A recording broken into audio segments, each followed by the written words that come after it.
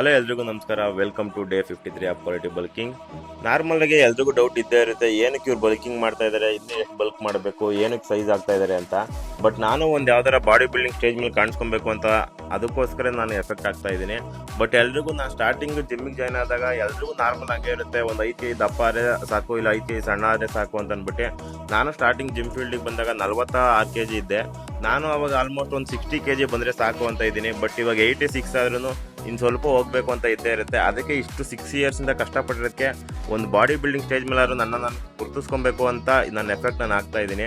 ನಿಮಗೂ ಅಷ್ಟೇ, ಯಾರಿಗಾರ ನಿಮ್ಮ ಲೈಫಲ್ಲಿ ಏನಾರ ಒಂದು ಅಚೀವ್ ಮಾಡಬೇಕು ಇಲ್ಲ ಗೋಲ್ ಇಟ್ಕೊಂಡಿದ್ರೆ ಖಂಡಿತವಾಗ್ಲೂ ಮಾಡಿ. ನಿಮ್ಮ ಸಪೋರ್ಟು ಯಾರು ಮಾಡ್ತಾರೆ ಬಿಡ್ತಾರೆ ಅನ್ನೋದಲ್ಲ, ನಿಮ್ಮ ಎಫೆಕ್ಟ್ನ ನೀವು ಹಾಕ್ತಾ ಇರಿ.